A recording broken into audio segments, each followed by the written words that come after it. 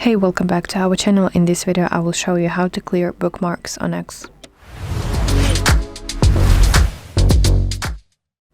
So first of all, open X on your phone and you want to tap your profile picture in the top left corner of your screen to access this menu, and you have to go to section with your bookmarks. So here you will see the list of all of your bookmarks, and in order to clear a bookmark on X, you want to tap this bookmark icon below the post itself. Let's tap it, and as you can see, it immediately disappears from your bookmark section, and that indicates that you have successfully removed that post from your bookmarks section on your X. And you have to repeat those actions to every single post that you want to remove from your bookmarks on X.